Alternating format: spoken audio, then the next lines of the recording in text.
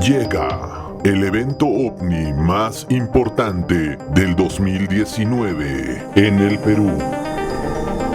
UFORUM Lima, primer congreso internacional sobre OVNIs organizado por la Asociación Peruana de Ufología, APU, con la participación de los más destacados investigadores del fenómeno OVNI del Perú. UFORUM. Participan Anthony Choi. Tema: el poder de la nueva ufología peruana.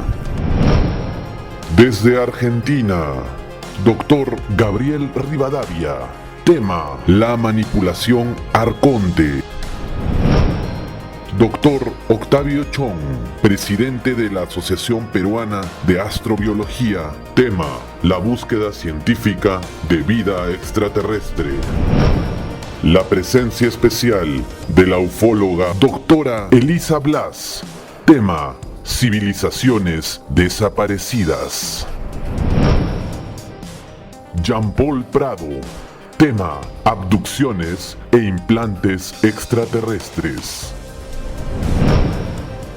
Fernando Bendezú, APU Tacna.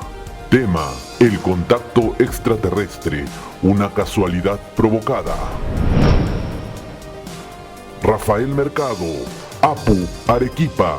Tema: encuentros con ovnis en Arequipa, antecedentes caso La Joya. Javier Limache, APU Huancayo. Tema: el fenómeno OVNI en el Valle del Mantaro. Brian Zúñiga, APU Cusco. Tema: el fenómeno OVNI en el Cusco. Julio César Dongo.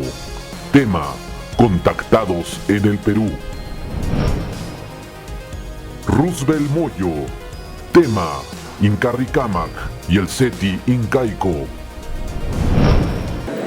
Bien, queridos amigos, vamos a empezar la segunda parte de el UFORUM 2019 y permítanme presentar a una persona muy especial. Desde hace tiempo nosotros reclamábamos la posibilidad de que a una dama fuera a hacer investigación del fenómeno OVNI, o sea, el tema de que hiciera ufología femenina. Muchos recuerdan a la hermana de Sisto Paz, ¿no es cierto? Rosemary Paswell. Justamente acá veo a una directa amiga de ella que siguió con toda su trayectoria y pudo publicar lo que ella no publicó. Y bueno, yo creo que era necesario de que aparezca una voz femenina, ¿no es cierto? Porque definitivamente tener una visión del ámbito femenino como que le da un matiz diferente. En este caso nos referimos a la doctora Elisa Blas. Ella es odontóloga de profesión, pero empezó como una especie de hobby, empezar a investigar el tema de las civilizaciones perdidas, hasta que esto se constituyó en algo más que un pasatiempo y empezó a adentrarse en esta temática tan interesante de las civilizaciones perdidas, a partir de los viajes que constantemente hace a lo largo y ancho del territorio nacional.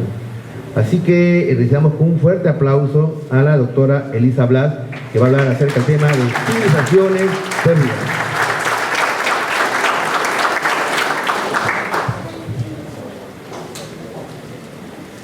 Buenas noches. Bueno, estoy contenta de poder participar en este gran evento, ya que siempre fui partícipe anteriormente. Sí. Ok. Bueno, como un breve resumen, les comento que el tema de mi curiosidad por la investigación comenzó desde muy temprana edad. En realidad el tema empezó por los fenómenos paranormales, que lo inicié a partir de los 3-4 años que tuve las primeras experiencias paranormales. El fenómeno OVNI me tocó ser partícipe de experiencias de avistamientos y todos estos temas a partir de los 14 o 15 años. Pero desde muy pequeña ya comenzaba a investigar esos temas. Como una anécdota comento que tanta era mi curiosidad que en el colegio paraba más afuera que dentro del salón porque los profesores estaban cansados de tantas preguntas que les realizaban. Bueno, eso suele pasar cuando los niños son muy inquietos y preguntan tanto. Los que tienen más de 30 deben de haber conocido el libro El porqué de las cosas, el álbum con figuritas de porqué de las cosas. Bueno, ese fue mi principal y más favorito álbum que tuve toda la vida, ¿no? Podía responder muchas cosas que yo me cuestionaba en aquel tiempo. Bueno, vayamos al tema de hoy, que va a ser el tema de las civilizaciones perdidas y también el tema de su relación con cómo fueron hechos, ¿no? Qué arquitectura fue usada, qué instrumentos fueron realizados para realizar todas estas hazañas monumentales. Bueno, el video, por favor.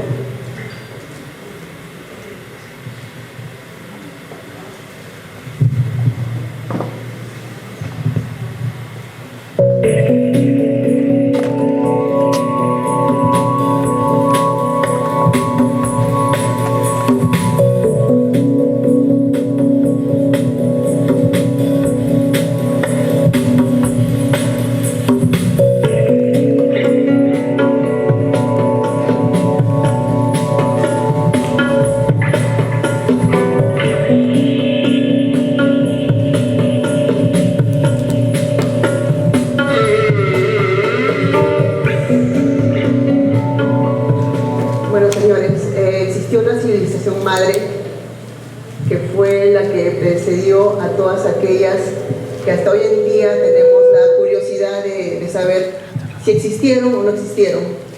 Hay muchas teorías de cómo fue la aparición del hombre sobre la Tierra. La ciencia oficial nos dice que hace 4,5 millones de años la Tierra existió, pero que el hombre apareció hace 200,000 años y como civilización hace 5,000 años. Vimos en el inicio del video esa ciudad concéntrica de círculos que describía Platón.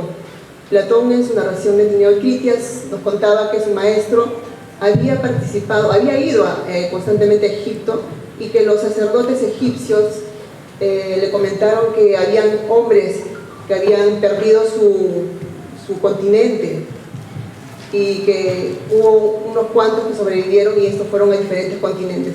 Un grupo de ellos, que fueron 7, según narra Platón, fueron a Egipto y los sacerdotes egipcios les contaban que habían llevado tecnología a esa región y prueba de ello las monumentales obras que vimos, ¿no?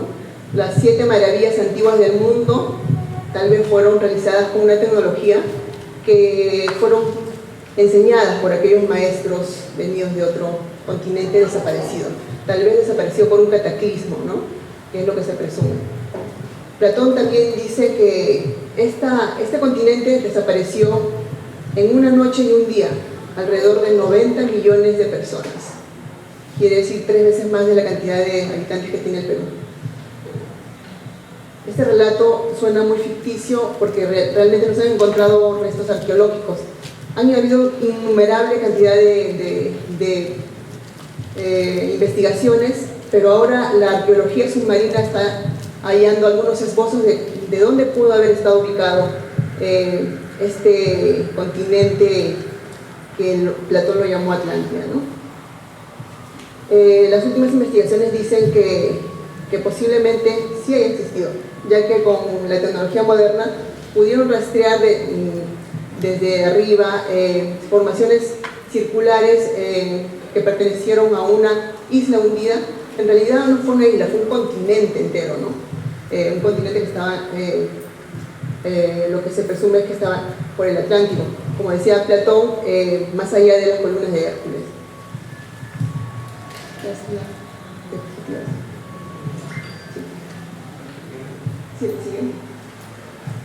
Señores, este hombre es John Anthony West, que fue el primero que revolucionó la historia como la conocemos hasta ahora, sobre la antigüedad de la Esfinge.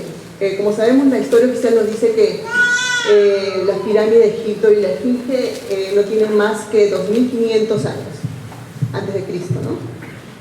Este señor egiptólogo, autor de varios libros, revolucionó, como digo, esta teoría, ya que él vio que la esfinge tenía un desgaste, no hecho por la arena y por el aire, que es la que tiene las pirámides, sino que tiene formaciones onduladas que corresponden a un desgaste por agua.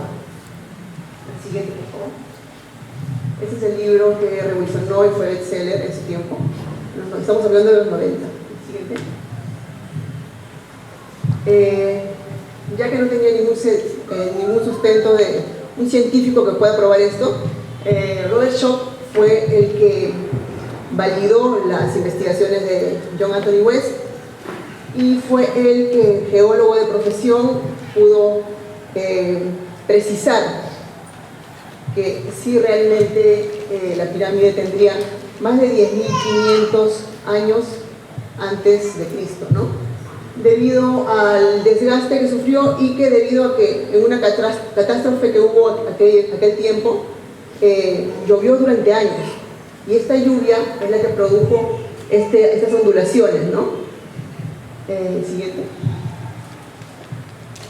Ahí vemos más de cerca cómo podrían haberse originado el desgaste en esta roca, porque se presume que fue hecho de un solo bloque.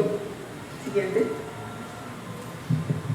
Una curiosidad acerca de la esfinge es, como vemos, el tamaño no es proporcional con la cabeza, ¿verdad? Muchos seguramente saben la teoría de que esa no fue la cabeza original de la esfinge, ¿no? La mayoría me parece que saben que fue una cabeza de un león, ¿no? Bueno, ¿por qué decían que era la cabeza de un león? Porque si fue hecha hace 10.500 años, en la cabeza estaría mirando hacia la constelación del Leo. Bueno, tampoco era la cabeza de un león. Entonces, hay dibujos antiguos de 1600, donde dibujaban la zona de las pirámides y la esfinge precisamente con rostro de mujer. Así que hay una teoría muy fuerte de que realmente la cabeza original era de mujer y fue cercenada, y esta cabeza la pusieron después. Hay evidencias, dibujos antiguos donde se ve la colocación de la cabeza, ¿no? Con una serie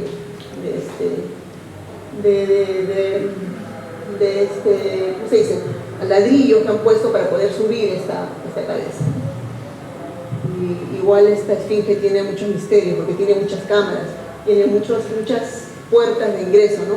Una de ellas detrás de la oreja y otra de ellas está encima de la cabeza, pero fue tapada con concreto. Debajo de la esfinge también hay como una especie de túnel subterráneo con muchas entradas y que realmente no se sabe para qué servía, pero hay algunas teorías que dicen que fue un centro energético, ¿no? Que servía para la energía libre. Siguiente. Estamos hablando primero de Egipto y ahora vamos a ver lo que pasaba antes de las investigaciones de Egipto con estos caballeros. Vemos acá a Poznański, que dedicó 40 años de su vida, siguiente por favor, a Tiahuanaco, ¿no? Que nos enorgullece que quede en el continente sudamericano.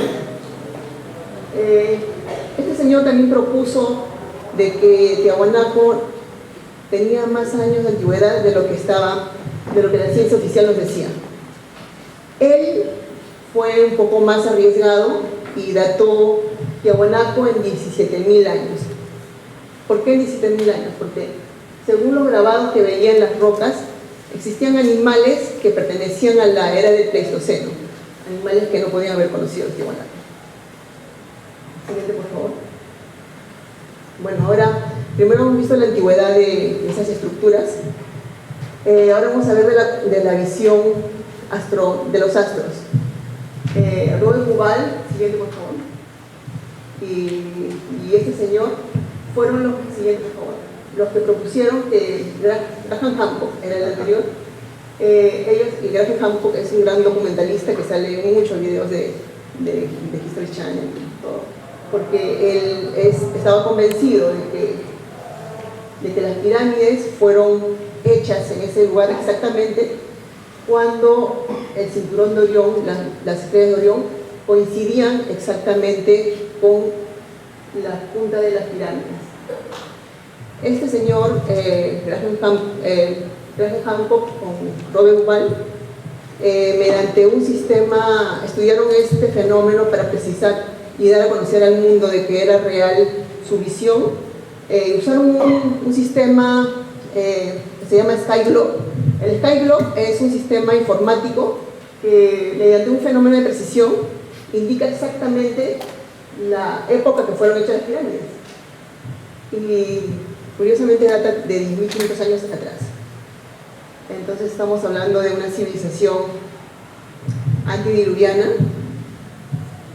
Estamos hablando de civilizaciones que tienen más años de lo que la ciencia oficial nos dijo. La siguiente, por favor. Otra vez volviendo al continente sudamericano. Vemos el templo de Calasasay en Tiahuanaco. También está probado de que este templo, las columnas corresponden a cada día del año. 365 estructuras que van a coincidir exactamente con la salida del sol. Cada día el sol se posa en una de estas columnas. Siguiente, por favor. Coincidencia con las pirámides de Egipto, ¿no? La posición. Siguiente.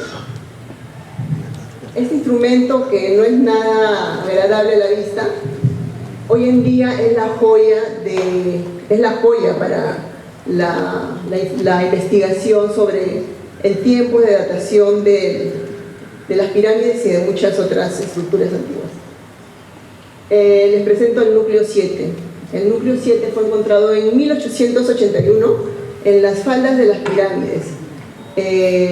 Felizmente que esta persona que encontró este artefacto tuvo a bien entregarle a las autoridades.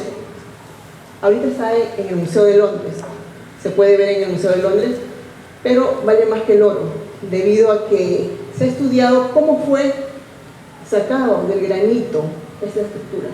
Si sabemos que no existía ningún otro metal más fuerte que el cobre en aquellos años, no había instrumentos que den una dureza más como para perforar un granito y tenga el efecto que tiene el núcleo 7. El núcleo 7 es muy importante por varias razones. Uno, porque no hay una broca. Para que pueda haber generado este pedazo de granito, tiene que haber existido una broca que perfore y dé una velocidad consistente que dé esos círculos. Esos círculos no fueron hechos diariamente o con horas de trabajo, no fue hecho en un solo bloque. Siguiente, por favor. Esta estructura correspondería a lo que vimos anteriormente, el núcleo 7, ¿no? La habrían sacado de esta zona. Ahora, este bloque es un granito que se encuentra, es un bloque de granito rojo que se encuentra en la entrada principal de la pirámide de Giza. Este agujero fue estudiado por expertos y detectaron de que la generación de la fuerza que se usó con la broca fue tanta que era de 2.000 kilogramos por centímetro cuadrado. Debieron de haber usado una herramienta que tenía una dureza de 500. Cuando digo dureza de 500, me voy a referir a la escala de Mohs. La escala de Mohs es una escala que va a dar la dureza a cada elemento, donde el talco es 1 y 10 es el diamante, que es la roca más fuerte que existe sobre la Tierra, ¿no? Entonces mencioné anteriormente de que, según estudios, este agujero fue perforado con una fuerza de 500. El diamante es 10 en la escala de Mohs. Eso fue con 500 en la escala de Mohs. No existe. Simplemente en la Tierra es imposible encontrar un elemento que dé una velocidad y una fuerza para generar ese agujero. No existe. Entonces ahí la pregunta, ¿no? Este elemento duro, este metal, o lo que fuese que provocó esta herramienta, es terrestre. O sea, más allá de la ciencia que usaron de la arquitectura, del conocimiento para confeccionar, para fabricar estructuras monumentales, vemos que existen indicios de que usaron herramientas que no son conocidas hasta el día de hoy. El metal, bueno, el diamante no se usa actualmente para cortar granito, porque es tan caro que se gastaría y tendría que gastar millones. Ahora usan el carburo de tungsteno, que es lo que se le dice el diamante falso, ¿no? Que lo usan en minería. El carburo de tungsteno tiene una dureza de 11, es lo máximo que ha llegado el ser humano para poder realizar un corte en granito, en el que un bloque de 1 metro lo pueden cortar en 6 horas. Entonces vemos que dentro de las pirámides tenemos este tipo de hallazgos a lo largo de todas las pirámides y de todos los templos, ¿no? Porque vemos granito, vemos feldespato, vemos diorita, piedras durísimas. Entonces, ¿cómo fueron hechos? ¿Con qué instrumentos fueron hechos? Siguiente, por favor. Esta pregunta también es muy controversial. Las estructuras en hacha que se encuentran en Pumapunku, en Tiahuanaco. Algunos ya lo deben de conocer. Si estamos hablando que se dató estas piedras en 10.500 años, ¿cómo realizaron estos cortes? Este es granito y están cortadas a 90 grados perfectos. Y a lo largo de todo Pumapunku están muchos bloques de estas estructuras, como otras más, con figuras intrincadas que tenía que haber tenido actualmente una tecnología láser para haber cortado. Siguiente, por favor. Otro ejemplo más de perforaciones imposibles, ¿no? No solo agujeros grandes, sino también milimétricos, y que perforan exactamente con una velocidad de perforación que no la encontramos hoy en día con ningún instrumento moderno. Siguiente. Ya. Estas son las grapas que usaban para unir los bloques. ¿Cómo fueron hechas? ¿Ustedes creen que martillaron, hicieron los espacios y hicieron coincidir las grapas? No. Lo que se dice es que las piedras fueron ablandadas mediante algún sistema, y cuando estaban blandas, antes de endurecer, presionaban las grapas y estas formaban este tipo de bajorrelieves para que estas puedan encajar perfectamente. Las grapas encontradas calzan perfectamente en estos espacios, ¿no? Siguiente. Estos son los ejemplos que se encuentran dentro de los templos de Egipto. Siguiente. Otro ejemplo más del agujero taladrado en granito. ¿Con qué taladro? No sabemos. Y un agujero taladrado en concreto, ¿no? Con herramientas modernas. Los estudios con microscopio electrónico de barrido nos dicen que la velocidad y el grado de dureza que se usó para hacer esto son totalmente distintos, no comparables, como si que este hubiera venido de otro planeta, ¿no? Abajo vemos en basalto sólido, una de las rocas más duras, que tendríamos que decir, el granito es 6, el basalto debe ser 7, en la escala de Mohs que mencionaba, ¿no? No había diamante para cortar y tampoco hubiese funcionado. Este corte, que lo vemos en la base de la Gran Pirámide, lo podemos ver también acá en el Perú. No sé si ustedes algún día en Cusco han visto esos cortes. Ese corte lo podemos ver en Ollantaytambo, pero no horizontal, sino vertical. Vayan a Ollantaytambo y los reto a que lo busquen. Se van a sorprender. Es el mismo corte. Siguiente. Sí. Siguiente. Otro ejemplo de construcción de granito y la perfección que habían dentro, ¿no?, de los sarcófagos.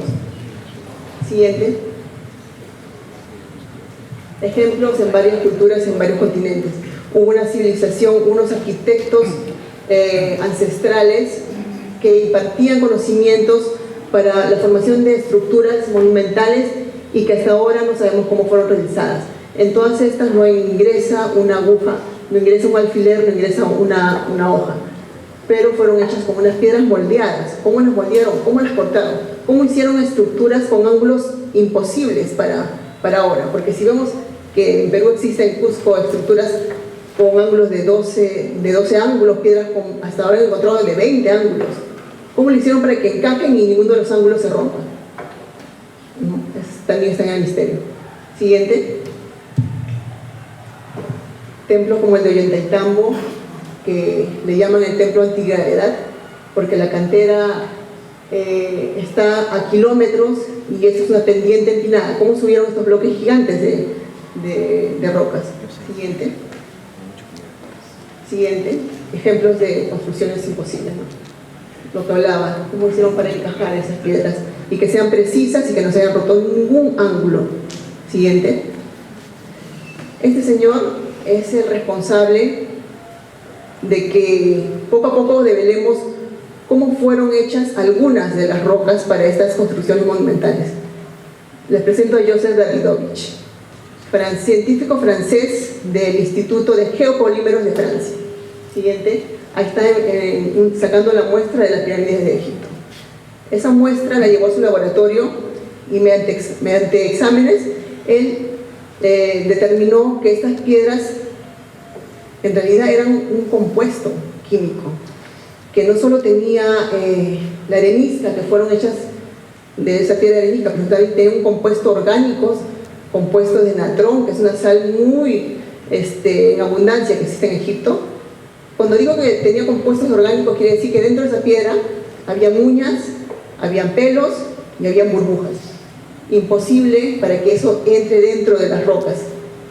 Entonces él teorizó de que fueron hechos con un compuesto, con un concreto. Entonces él tuvo que probar esto. Ese bloque que ven ahí es un bloque hecho por él. Es un geopolímero tal cual las pirámides de Egipto. Siguiente. Más de cerca, ¿no? Siguiente. Ahora, su curiosidad no quedó ahí. Fue a Tiahuanaco.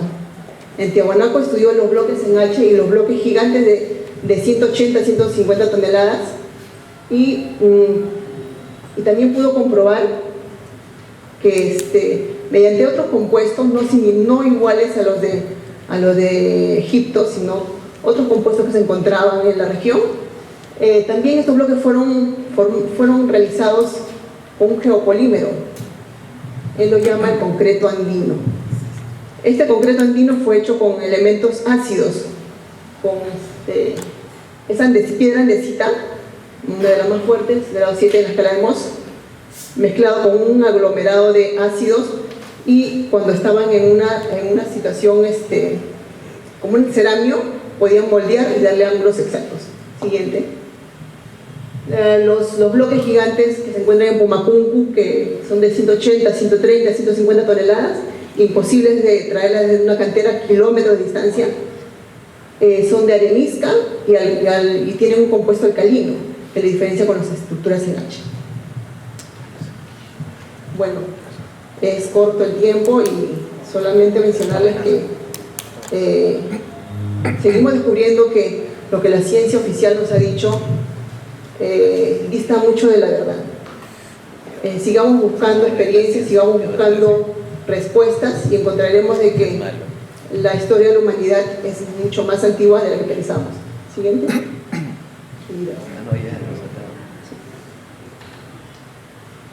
Entonces, los invito a explorar, a investigar y no a creer todo lo que acá decimos, sino tenerlo como un punto de referencia para que también ustedes investiguen, ya que tienen la curiosidad de tener más conocimiento, y ir a cada lugar, lugares de poder, lugares energéticos, lugares que tienen una tecnología imposible. Acá estamos también en los petroglifos de Toro Muerto. Ahí está un astronauta, Marcahuasi, en muchos lugares que también todos podemos recorrer y podemos tener la oportunidad de comprobar y admirarnos y saber, ¿no?, que no fueron hechos con una estructura actual, con un conocimiento actual, sino que hay una civilización antigua que vino a cada continente e impartió conocimientos similares en cada sitio que iban y que nos dan estos resultados de las maravillas que tenemos hoy en día. Muchas gracias por escucharme y por el tiempo que están acá. Y un fuerte aplauso para la doctora Elisa Blas en esta conferencia sobre estimaciones tardías. Nos enorgullece pues que en el Foro 2019 empiece esta actividad pública de las investigaciones de la doctora Blas. Muy bien, a continuación vamos a invitar inmediatamente a Rafael Mercado Benavente de la Asociación Peruana de Ufología. Primero Octavio. ¿Perdón? Octavio. Ah, muy bien, corrijo. A continuación vamos a recibir al doctor en ciencias Octavio Chong. Él es profesor catedrático de la Universidad de Lima, formado en la Universidad de San Marcos y presidente de la Asociación Peruana de Astrobiología.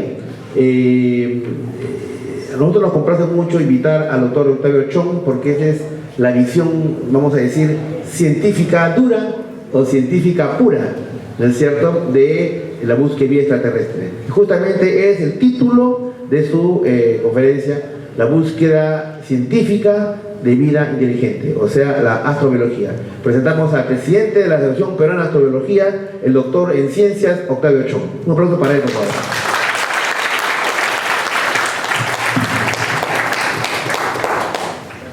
Buenas noches con todos. Estoy contento de estar aquí luego de algunos años, ¿no? Estuve en el primer foro aquí con los amigos de Arequipa, de Cusco y provincias, y lo que me toca representar es básicamente el aspecto científico de la búsqueda de vida extraterrestre. Entonces, la pregunta es milenaria, viene de los antiguos griegos. ¿Estamos solos o no en el universo? Para muchos de nosotros quisiéramos pensar de que no lo estamos. Y claro, uno es libre de creer lo que quiera. Sin embargo, cuando estamos hablando del conocimiento de la ciencia, uno tiende a estigmatizarla, ¿no? O sea, ¿qué se cree la ciencia para decirnos qué cosa es y qué cosa no es? Generalmente este conocimiento, este prejuicio sobre la ciencia, tiene que ver más con un desconocimiento antes que una verdadera función de la misma. Me voy a encargar entonces de explicarles, generalmente, de forma general, qué es la ciencia. Porque cuando decimos la ciencia, pensamos en una idea, pero en realidad hay diferentes formas de hacer ciencia. Ahora les voy a mostrar una imagen para que podamos tener algo en claro. ¿Si pueden pasar, por favor? La diapo, ahí. ¿Qué es la ciencia? Bueno, generalmente tengo que confesar algo. Esto lo uso en mis clases también en pregrado. Enseño filosofía, investigación, epistemología. Y siempre les enseño a los alumnos que la ciencia no es la ciencia, es una abstracción. No sé, quiero hacer una pequeña pregunta. A mí me gusta interactuar con la gente. Saben que soy profesor, ¿no? Me gusta la comunicación con el público. ¿Quién fue el primer científico? ¿Alguien tiene una idea? Levante la mano, quizás.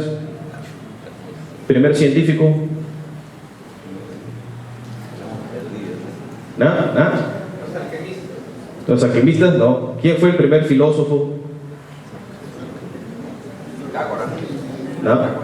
El primer filósofo es el primer científico, es Tales de Mileto, porque él intentó dar la explicación de las cosas, del mundo, el origen de todo, a través del agua. No a través de mitos, no a través de dioses, sino a través de algo que es cotidiano, algo de lo cual dependemos todos, el agua. Hasta ahora nosotros dependemos del agua para poder subsistir, la ingerimos, la usamos para lavarnos, etc. Y bueno, entonces, con el tiempo la ciencia se ha ido especializando, se ha ido no divorciando, sino que ya con la filosofía cada uno ha ido tomando su propio camino. Y en la ciencia tenemos pues ciencias formales, ciencias empíricas. Cuando hablamos de la ciencia, yo estoy pensando, están hablando de las ciencias naturales, están hablando de las ciencias sociales, ¿de qué tipo de ciencia estamos hablando? Y cuando hablamos de la ciencia que estudia el origen de la vida en el universo, ¿a qué ciencia estamos haciendo referencia? ¿Alguna idea? Sí. ¿Cuál es la disciplina que estudia, que busca vida en otros mundos? Yo sé que la ufología tiene que ver con un tema de objetos voladores no identificados. Sin embargo, si hablamos en términos académicos, ¿cuál sería esa disciplina? Sería pues, como indica la asociación que presido, la astrobiología. ¿Pero qué es la astrobiología? La astrobiología es nueva, siempre ha existido, Bueno, la curiosidad siempre existió en nosotros. Siempre ha estado esa espina dentro de nuestra mente, ¿no? Estamos solos, o sea, Metrodorus, un filósofo de la antigua Grecia, decía: sería inusual ver solamente una paja de trigo en un campo, porque siempre una paja de trigo está acompañada de varias otras. Por lo tanto, si este planeta tiene vida, ¿por qué no lo tendrían otros más? Bajo esta lógica, pues, podemos pensar de que la astrobiología es la ciencia, la disciplina que estudia la posibilidad de vida en el universo. Y no solamente la posibilidad de vida en él, sino también la posibilidad de que nosotros nos expandamos en el universo. También hay implicaciones éticas y morales. Aquí tengo 4 pilares de la astrobiología que podemos enunciar. La búsqueda de exoplanetas. ¿Qué son los exoplanetas? Son planetas que se encuentran fuera del sistema solar, orbitan otros soles, así como nosotros orbitamos el Sol.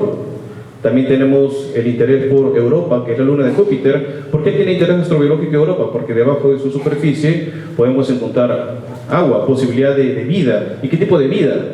No cualquier tipo de vida. Ustedes saben que el espacio es un lugar bastante, no decir salvaje, sino contrario a las condiciones de vida que conocemos. Por eso, cuando estudiamos las formas de vida posibles en el universo, siempre hablamos de extremófilos. ¿Y qué son los extremófilos? Son organismos que pueden habitar zonas con altas concentraciones de compuestos que pueden ser letales para la mayoría de seres vivos. Entonces, por ejemplo, un tardígrado es un extremófilo. Ustedes no sé si han visto Avengers.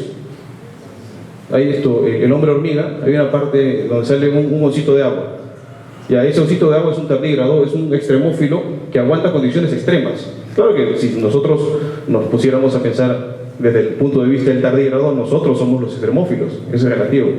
Pero los extremófilos son otro objeto común de interés en estudio astrobiológico. Luego tenemos el meteorito Alan Hill, ALH84001. ¿Por qué es de interés astrobiológico? Porque cuando se descubrió, claro, se pensó que era una evidencia de forma de vida de Marte. Ahora sabemos que no es necesariamente de esa forma. Sin embargo, ya despertó la curiosidad. Basta que despierte la curiosidad. Es como nosotros que estamos aquí. Tenemos curiosidad y eso es importante. ¿Cómo luego hacemos de esa curiosidad algo fructífero, algo productivo? Ya va a depender de nosotros. Pero yo, como ustedes, cuando empecé estos temas, también me gustaban los temas de ufología y etcétera, pero luego fui formándome, preocupándome por instruirme y acabé con la astrobiología. Ahora, una pregunta: ¿cuál fue el primer ser vivo? Porque tengo poco tiempo, así que quiero hacer algo dinámico, ¿no? ¿Quién fue el primer ser vivo? ¿Cuál fue su nombre? ¿Alguien tiene alguna idea? El primer ser vivo que existe en el universo. Tiene un nombre, o sea, es un acrónimo. ¿Bacteria? No. ¿Protozoario? Tiene un nombre. ¿Alguien dijo algo? ¿Un sol? La Luca. Luca es un acrónimo en inglés que significa en español último pasado común universal. No sabemos exactamente cuál es su naturaleza, es imposible trazarlo porque ya pasó mucho tiempo y hay información que no podemos rescatar. Y sin embargo, tenemos esto que es Luca. Ahora, Luca es el ancestro de todos nosotros. Todos venimos de esta primera forma de ser vivo. Y hay algo que quisiera comentar también. Que nuestro paradigma, creo que estoy hablando en términos que todos entendemos, paradigma, una forma de ver, una visión, el paradigma en el que estamos condicionados para estudiar otras formas de vida en el universo es el biogeocentrismo. Bio, vida, geo, tierra, centrismo. Así como teníamos la posición o la creencia de que la Tierra era el centro del universo, ¿recuerdan cómo se llama esa postura? Geocentrismo.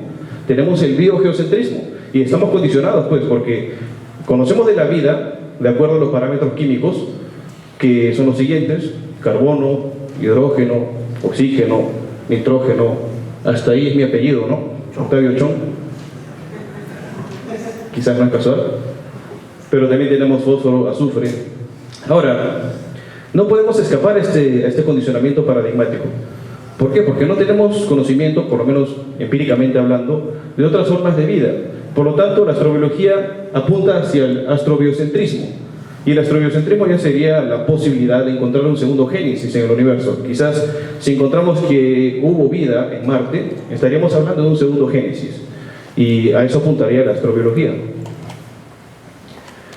tengo para comentarles que dentro de la astrología también nos preocupamos sobre la política de protección planetaria. No sé si han escuchado alguna vez. Es la forma como tenemos de protegernos de contaminación provenientes de otros entornos planetarios, llámese cometas, lunas u otros planetas, pero también proteger otros entornos planetarios. Imagínense que Marte tiene vida, pero no tiene vida basada en el chon, sino es otra forma, otro origen. Podríamos detectarla, y si no lo podemos hacer y aún así mandamos rovers o sondas y por casualidad eliminamos esas formas de vida, ¿quién paga las consecuencias? Nadie va a la cárcel todavía. Si yo tengo una empresa, mando un cohete y me instalo allí, o sea, ¿quién paga las consecuencias de si meto la pata? Tenemos también a nivel de las Naciones Unidas el Tratado del Espacio Ultraterrestre. Sin embargo, tiene más de 50 años. Actualmente se está trabajando en una versión actualizada de este tratado que involucre a los países, que los comprometa. Y claro que con el conocimiento astrobiológico, este tratado, tengo la esperanza, va a tener un panorama mucho más completo. Ahora, ¿hay vida en otros mundos para la ciencia? Hasta la fecha, si hablamos de forma dura y pura, como dijo Anthony, no hay evidencia de que hay otras formas de vida. Hay evidencia de condiciones de habitabilidad. O sea, hay agua, de repente hay condiciones ideales para la vida, pero no tenemos la evidencia en sí. O sea, técnicamente, con la limitación que tenemos, sí estamos solos, según el conocimiento actual. No garantizo de que de aquí mañana, pasado o de aquí a 2 años esto cambie, sí puede cambiar. Y de hecho la astrobiología busca que cambie. Sí. Ahora, esto es lo que nos dice una información de hace poco, no sé si lo llegaron a escuchar, justamente en una entrevista que tuvimos con Anthony en la radio, lo logramos conversar. Hubo una noticia que dijo, no busquéis más, estamos solos en el universo. Pero claro, esa fue una noticia quizás ya amarillista, porque cuando me puse a leer el artículo, lo que decía era claramente, según el conocimiento actual, según lo que tenemos y según lo que hemos alcanzado, estamos solos. Sin embargo, tenemos la posibilidad de que esto se vaya ampliando y sucesivamente. Entonces yo recomiendo, ahora que estoy aquí y aprovecho la oportunidad, que si ustedes leen o escuchan noticias científicas, vayan a la fuente. Esas noticias se basan en artículos. Los artículos de investigación son lo que podemos decir conocimiento científico. Cuando decimos que algo está científicamente comprobado, ¿a qué nos referimos? Nos referimos a que ha pasado por un proceso, por un control de calidad, y que ese control de calidad pasa por lo que se llaman artículos científicos, que son revisados por muchos expertos, y el resultado es el paper, llamado en inglés paper o artículo científico en el español. Yo les recomiendo que vayan a la fuente cuando escuchen noticias científicas sobre que si se ha encontrado agua, se ha encontrado un nuevo planeta que puede tener vida, vayan a la fuente siempre. Ahora, tenemos que en la ciencia la paradoja de Fermi. La paradoja de Fermi, como saben, fue originada por Enrique Fermi. Él, cuando estaba junto con sus amigos, conversando y haciendo chacota, ¿no? Una vez él dijo, y si existe vida en otros planetas, ¿dónde están todos? Bueno, hay 75 soluciones a la paradoja de Fermi, así que no se molesten en pensar alguna, hay varias. Una de ellas es la de la reserva ecológica interplanetaria, o sea que no los vemos porque nos están protegiendo para que no nos contaminen, así como nosotros cuidamos, o sea, los gorilas en extinción, pero los gorilas no saben que están en una reserva protegida. Nosotros tampoco lo sabríamos, ni pudiéramos saber, pero son un montón de soluciones. Otra de ellas es que estamos en una realidad virtual, y por ser una realidad, una simulación virtual, tampoco podemos ver nada, porque solamente se basa en nosotros. Y hay, como les digo, ustedes pueden leer el libro, que está disponible en internet, lo pueden simplemente curiosear y informarse sobre este tema. Pero, y si encontramos vida en el universo, ¿qué pasa? ¿Qué pasa? A eso me dedico, a teorizar, a reflexionar, soy filósofo al fin y al cabo, sobre qué pasaría si encontramos vida en otros mundos. Bueno, implicancias teológicas, los dejo de manera general, quizás ya para que ustedes busquen en su casa, ¿no? La astroteología. ¿Han escuchado de la astroteología?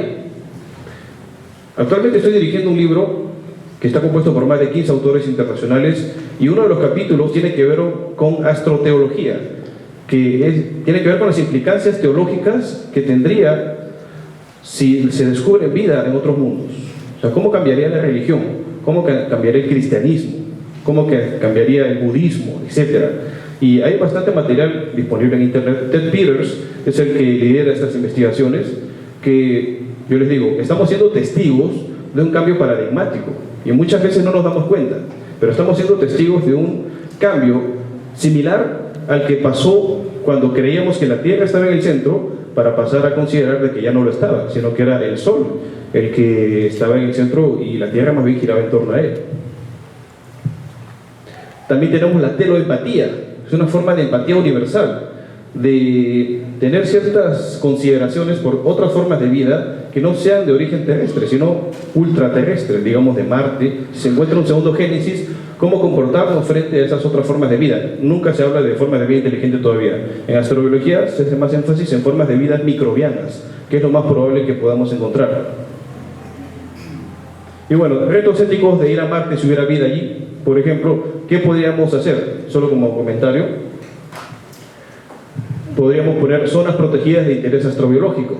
Si encontrásemos vida en Marte, vida microbiana, protegeríamos esas zonas que justamente representan un potencial para la vida o representan la presencia de vida misma. Generaríamos protocolos para poder tener cuidado si tuviéramos la necesidad de viajar allí ahora o dentro de poco. Porque recuerden que la decisión de viajar a Marte no va a ser una decisión estrictamente científica, va a ser una decisión política al fin y al cabo, como pasó en el hombre a la luna. Fue una carrera, una competencia. Consideramos que si se llega a dar este aterrizaje del hombre en Marte, va a ser una decisión política al fin y al cabo. Y bueno, con eso culmino. Muchas gracias por su atención. Si tienen preguntas, quizás al final, sé que el tiempo es corto. Muchas gracias.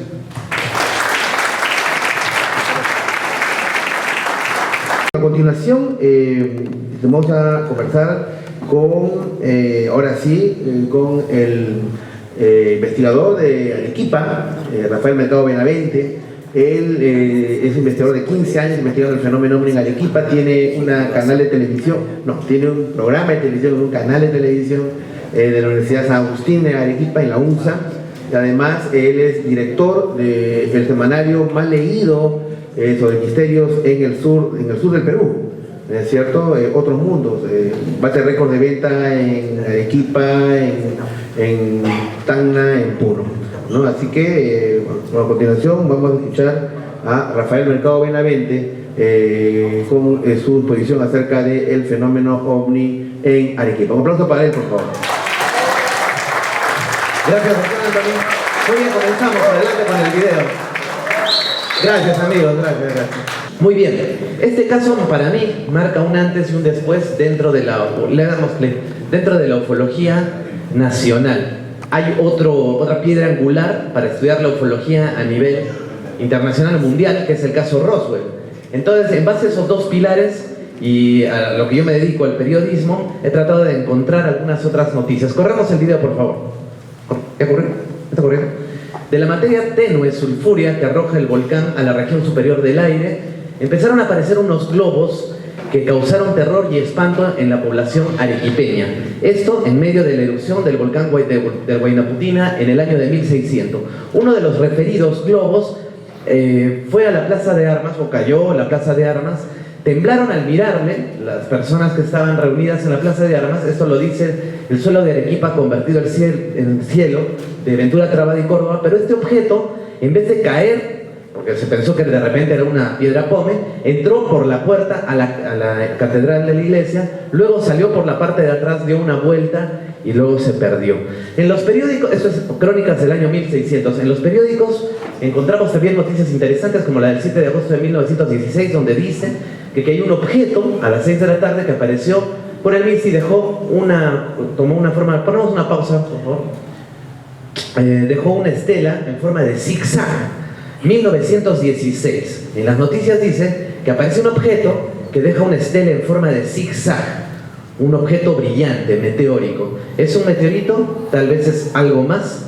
Bueno, ponemos play, por favor.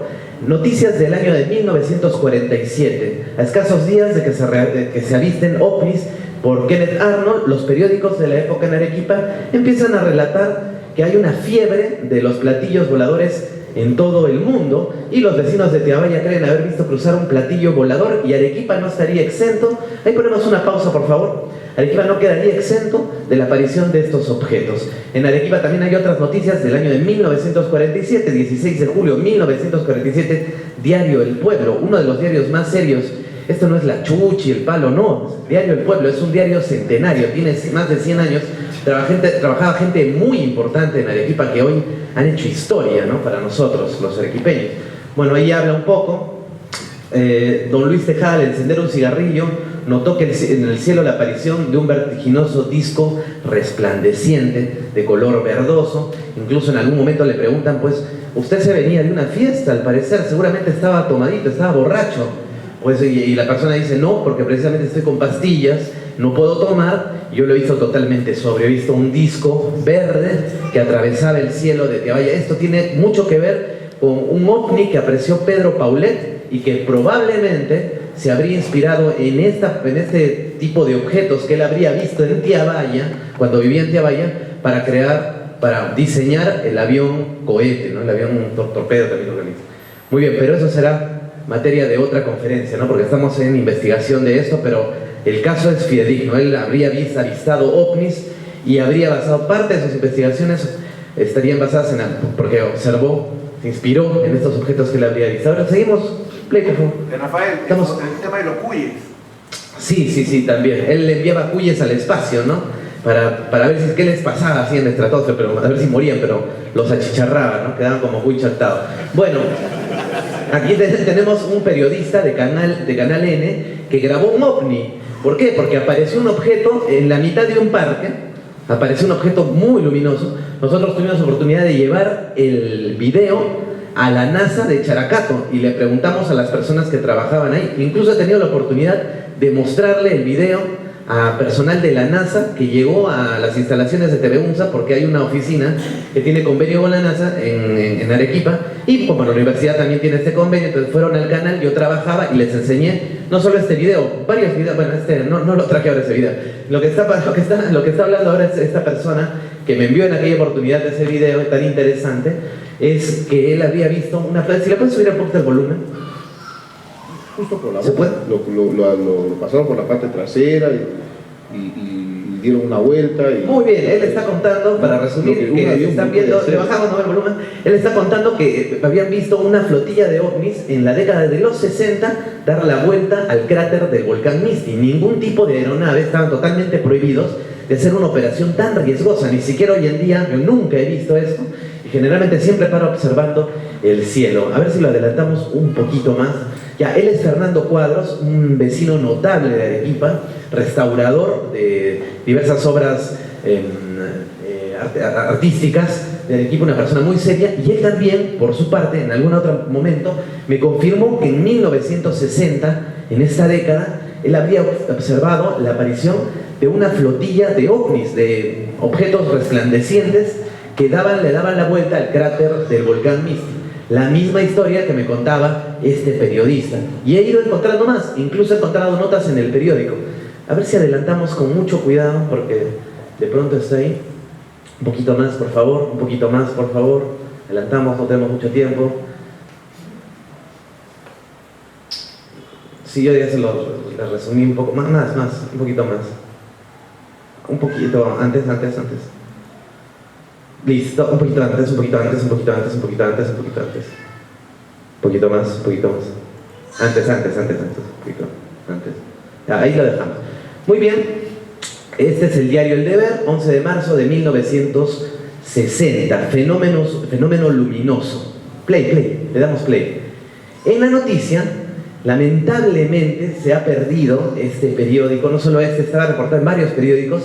Parece ser que se han robado la parte donde aparecía gran cantidad de información, pero hablaba de que en Arequipa aparecieron aparentemente platillos voladores, objetos hay que le ponemos pausa, objetos con cierta inteligencia dirigida que habían pasado con total desconocimiento por parte de las autoridades de radioastronomía de la época.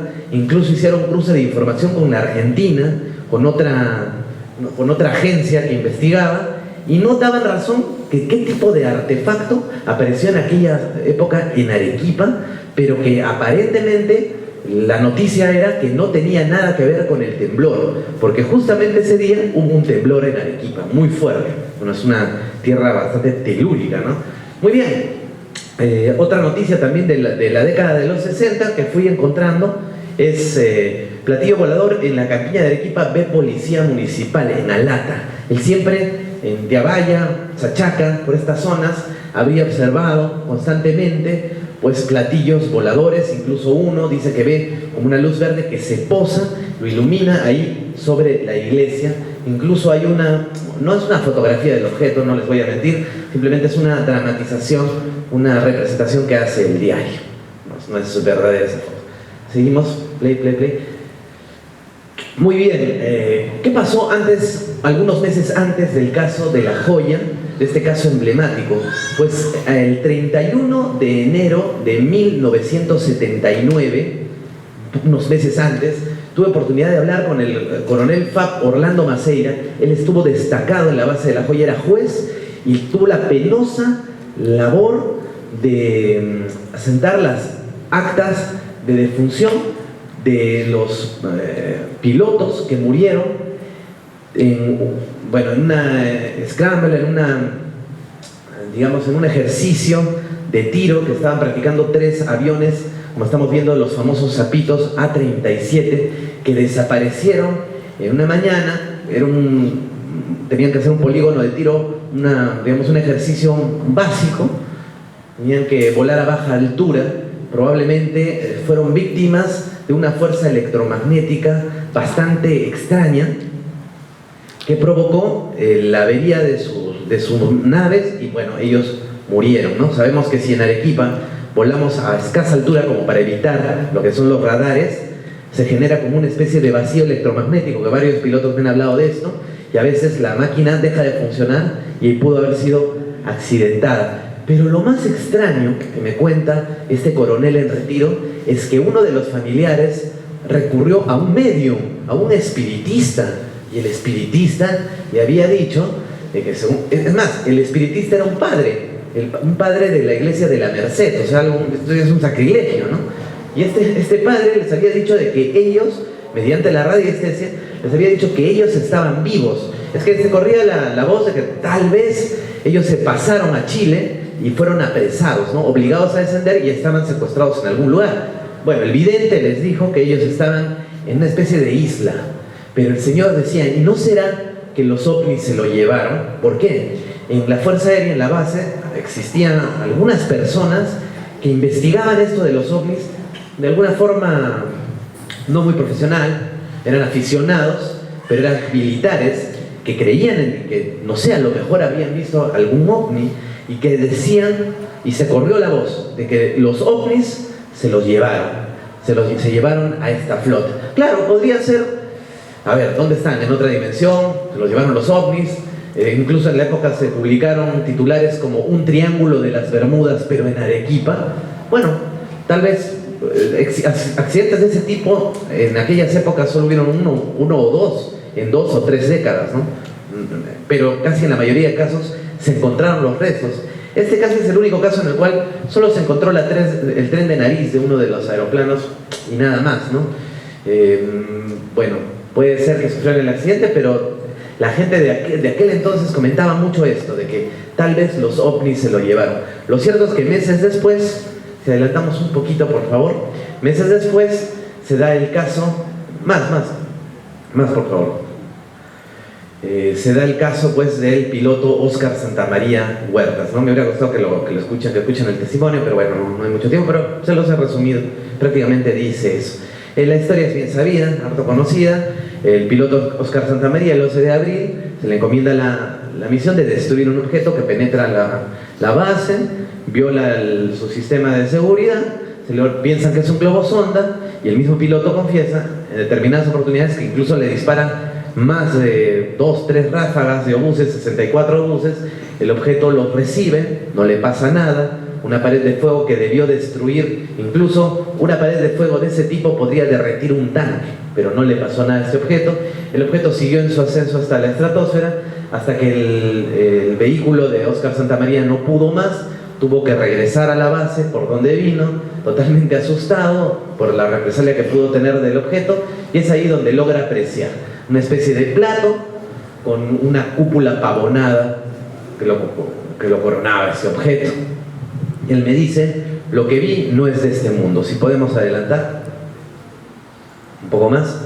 Esos son algunos antecedentes de el caso de La Joya. Bueno, hablamos con un avionero también de la época, que en el 82 tuvo oportunidad de apreciar un objeto también bastante extraño que se presentó en el programa, bueno, habló en el programa No Estamos Solos de RPP, es el doctor Paz, de la persona que habló con el doctor Choi aquella vez por teléfono. Les recomiendo que lo busquen. Este es el programa número del caso de La Joya, está en RPP Player.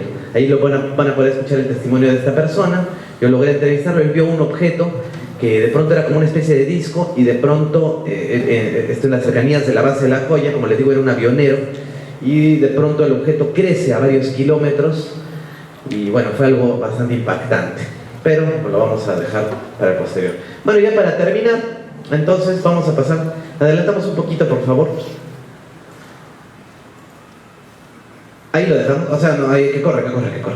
Tuvimos oportunidad de, en el año 2015, el 24, 25, 26 de julio, ir a invitados por la Universidad Privada de Tacna, cortesía de la doctora Yamile Berríos y de Fernando Bendezú.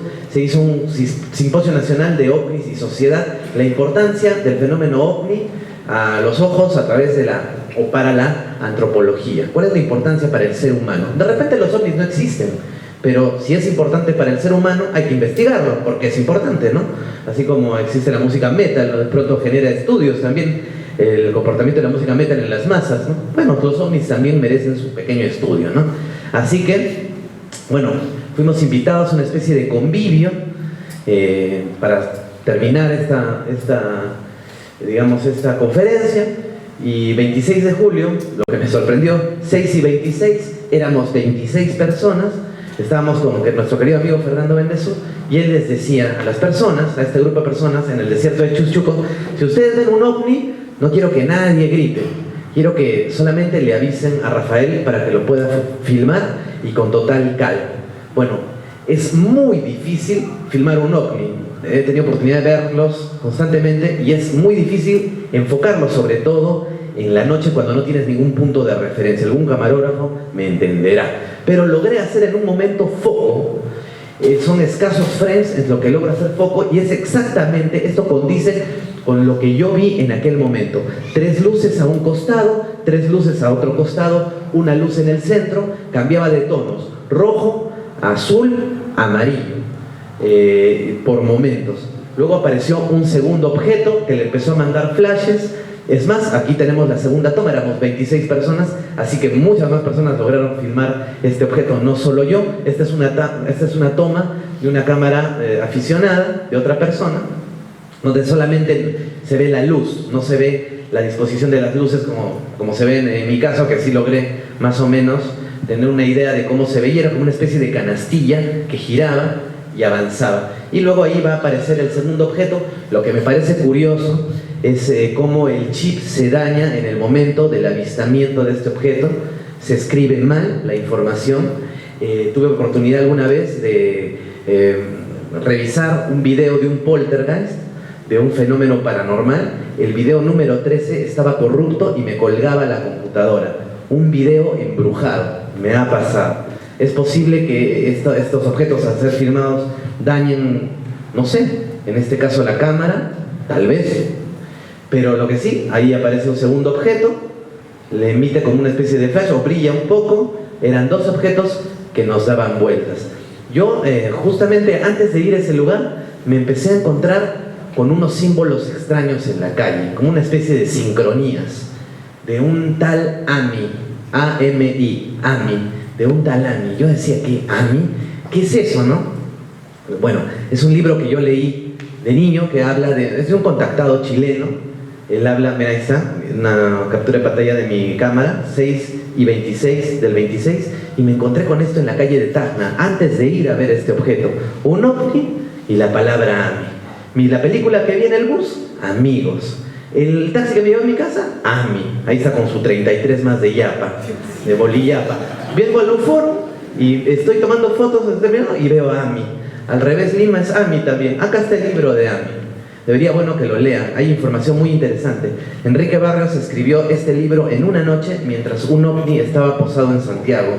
Dice cosas recontra interesantes como que, por ejemplo, los ovnis previenen los terremotos, pero ¿de qué manera lo hacen? ¿Cómo lo hacen? Bueno, hay información clasificada que está en este libro. Traje algunas copias que están al fondo, me gustaría que lo lean porque yo lo leí, de alguna manera eso me inspiró a seguir. Yo trabajo en una tienda en Arequipa, que ustedes sabrán, ¿no? Donde se presenta el doctor Antonio, que se llama Imágenes. Al revés también es AMI. O sea, no sé, creo que estoy marcado de alguna manera con esto.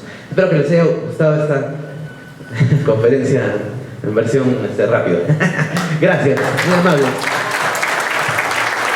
Un fuerte aplauso para Rafael Mercado Benavente.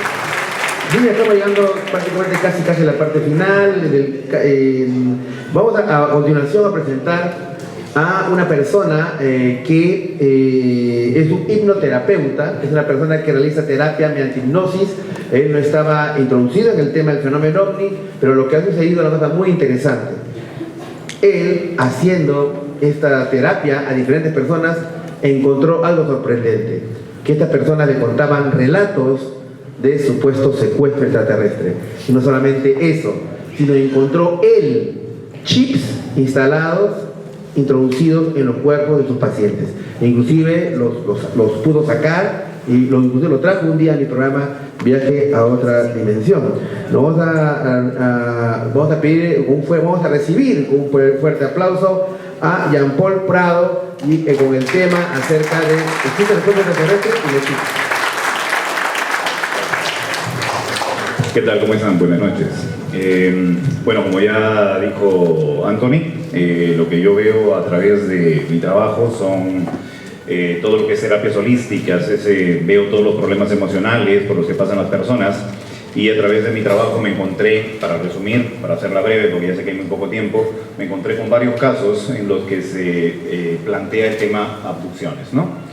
O sea, las personas son abducidas, son llevadas a un lugar, son implantadas, digamos, de alguna manera, y lo que les voy a mostrar ahora, voy a tratar de saltarme toda la primera parte para ir de frente a la parte donde están los implantes, que es la parte que les quiero mostrar, ¿de acuerdo? Estos aparentes implantes, digo aparentes porque todavía no se ha hecho el estudio correspondiente, ¿sí? Pero vamos a avanzar un poquito las diapositivas, si fueras tan amable, hasta la parte donde están los implantes. Aquí son bases referenciales, un poquito de lo que son los implantes. Primero vamos a ver lo que son los implantes etéricos, ¿de acuerdo? Los implantes etéricos obviamente no hay foto de ellas porque no se pueden apreciar. Sin embargo, estos implantes etéricos cumplirían alguna función en el desarrollo de las personas, ya sea económico, ya sea social, ya sea emocional, sobre todo emocional. Estos implantes colocados en alguno de los cuerpos, si puedes darle para adelante por favor, colocados en algunos de los cuerpos etéricos que envuelven al ser humano, que como ya estuvo adelantando Gabriel, no solamente somos carne, no solamente somos hueso, hay algo más dentro de nosotros, una parte espiritual, una parte etérica, una parte de conciencia, y estos cuerpos etéricos alrededor del ser humano también son implantados. Generalmente ahora son implantados de esta manera los seres humanos, ya no son implantados físicamente como se hacía antes, ¿no? Antes, en la etapa experimental, se abducía a las personas, primero se abdujeron animales, se hicieron pruebas con los animales y después se abdujeron a seres humanos para poder hacer esta inoculación o estos implantes puestos dentro de su cuerpo, ¿no? Se hicieron esos experimentos. Ahora ya aprendieron a hacerlo a nivel etérico, o sea, ya no tiene que sacar a la persona de su casa, no se la tienen que llevar, ni le tienen que colocar absolutamente nada. Sin embargo, todavía quedan rezagos de algunos de estos implantes.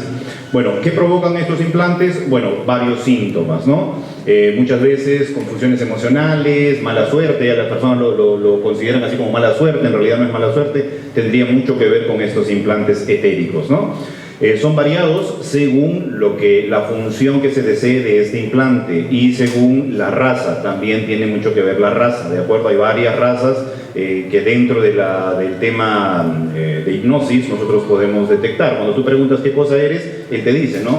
Soy un gris, soy un reptiliano, o se prende de este estereotipo que tenemos todos grabados de lo que vendría a ser un extraterrestre, o realmente es eso. Yo la verdad como hipnoterapeuta no podría afirmar qué cosas son, pero el paciente lo describe de esa manera. Y muchas veces pacientes que no tienen ni la menor idea de qué cosa es un ovni, qué cosa es un extraterrestre, que lo han escuchado vagamente, pero ni siquiera tienen conocimiento del tema, ¿no?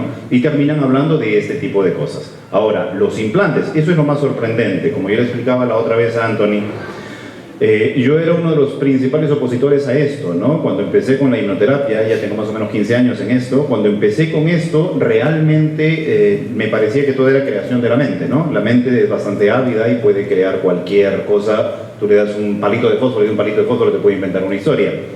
Pero cuando esto comenzó a hacerse frecuente y las personas comenzaban a detectar estos implantes en ciertas partes de su cuerpo, como por ejemplo, ¿no? La persona cuando no avanzaba en la vida, no le iba bien en la vida, cuando detectaba estos implantes eran como unas botas de metal puestas etéricamente en su cuerpo. Y muchas personas hablaban de lo mismo, de diferentes partes, sin conocerse, sin tener conocimiento de los seres extraterrestres, hablaban de esas botas de metal en sus cuerpos, hablaban de unas cosas puestas en la cabeza que les impedía ver, o algunas cosas puestas en la espalda que les generaba problemas con la columna, ¿no? Había una serie de objetos que describían de la misma manera a estas personas. Entonces eso me comenzó a generar bastante curiosidad, ¿no? Cómo era posible que personas de diferentes lugares hablaran exactamente de lo mismo. Entonces comencé a hacer esta investigación a través de mis pacientes y a prestarle un poquito más de atención. Ahí es donde leo un poco a Corrado Malanga, veo los videos de Calogero Grifasi, que se encargaba directamente de lo que son abducciones, y empecé a prestarle interés. O sea, yo no lo tomé como algo muy superfluo, sino comencé a prestar atención a lo que me iban diciendo los pacientes, abrir mi mente a esa posibilidad. Y en el transcurso de estos eventos, conozco a una persona, si lo puedes avanzar por favor. Bueno, antes de pasar a esa parte de la persona, ¿para qué nos implantan? Para tener una idea, ¿sí? Según el estudio que hemos estado haciendo con varios hipnoterapeutas de diferentes partes del mundo, hemos formado algunos foros y en estos foros compartimos información y nos damos cuenta que la información es masiva. A nivel mundial es esta información, no es solamente que la conozco yo, la conocen todos estos hipnoterapeutas amigos míos. Y llegamos a la conclusión, pues que efectivamente, como decía hace un rato Gabriel, con la manipulación arconte, que no somos, digamos, el final de la cadena alimenticia, ¿no? Seríamos una parte de esa cadena alimenticia, porque estos seres, para, digamos, mantenerse en este estado, en este plano, absorben la energía negativa que nosotros mismos proveemos, ¿no? O generamos a consecuencia de los problemas en los que nos encontramos. Ustedes mismos se deben haber dado cuenta, cuando entran a una casa en la que hay demasiada discusión, demasiado problema, el ambiente está cargado, nosotros mismos lo decimos, ¿no? Se siente el ambiente cargado. Ese ambiente cargado pues vendría a ser una condensación de energía negativa. Ahora, hay lugares, por ejemplo, barrios enteros que están en esa misma condición. No salen de la delincuencia, no salen del problema, no salen de los mismos problemas económicos, todo ese lugar. Ese vendría a ser digamos, un bocadito para estos seres, ¿no? Que se alimentarían de esta energía negativa y no les permiten salir de ese estado, ¿de acuerdo?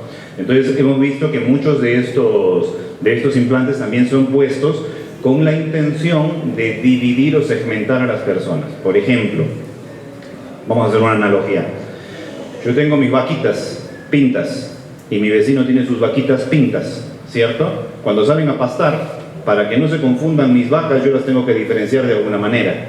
Les tengo que poner algún sello, les tengo que poner algún adorno, les tengo que poner algo que me permita identificar a mis vacas y que no se confundan con las de ellos, ¿de acuerdo? Algo parecido es lo que van a ver dentro de un rato. El implante que encontró una persona en su brazo. Adelántalo, por favor, si fueras tan amable.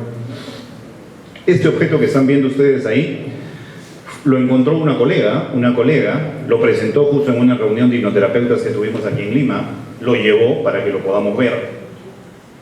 Este objeto estaba colocado en su hombro, ¿sí? Cuando sacó este objeto de su hombro, ella misma comenzó a picarle el brazo, ¿sí? Y el hombro, y sacó el objeto, se dio cuenta que era algo sólido, que no era pues de plástico, que no era de goma, que no era calcio, que no era una calcificación, era un objeto que no tenía ningún ácido lógico, ¿no? ¿Qué objeto es eso? Y quien le saca el objeto es su esposo cuando comienza a hurgar en el huequito, ¿no? Y en el huequito lo primero que ve es ese, no sé si ustedes pueden ver ese filamento que cuelga del objeto, ¿sí?